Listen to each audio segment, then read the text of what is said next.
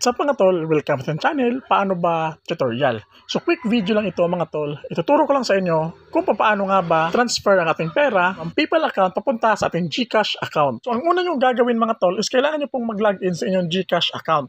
Tapos dito sa inyong GCash account, i-click nyo po itong profile. Dito sa profile mga tol, i-click nyo po itong My Link Accounts. Tapos dito sa My Link Accounts mga tol, i-click nyo po itong PayPal. So dito mga tol, makikita niyo unlinked PayPal account. So ibig sabihin yung akin mga tol is nakalink na siya.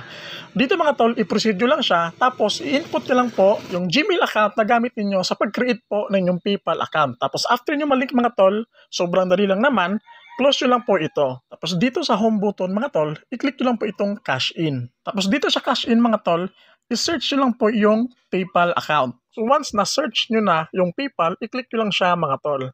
So dito mga tol, once na-link na po yung ating PayPal account sa ating GCash, dito sa cash in mga tol sa ating PayPal, makikita nyo po yung PayPal balance, which is meron tayong 200,241 pesos. So para matransfer siya, enter lang natin yung amount na gusto natin i-transfer sa ating GCash account. So dito mga tol, since meron sang transaction fee na 1% sa amount natin, so ang makakash out lang natin na matransfer is 2,219 pesos lamang. Tapos click next. Tapos yung convenience fee dito mga tol, makikita ninyo, 22 pesos. Tapos click proceed.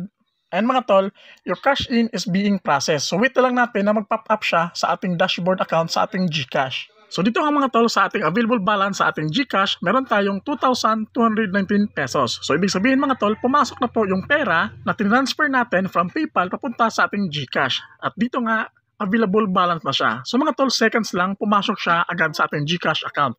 So mga tol, ganun lang kabilis kung paano nga ba mag-transfer ng pera from PayPal papunta sa ating GCash account. So hope nakatulong tong video natin ngayon. Don't forget to like, comment, and subscribe. God bless po sa ating lahat.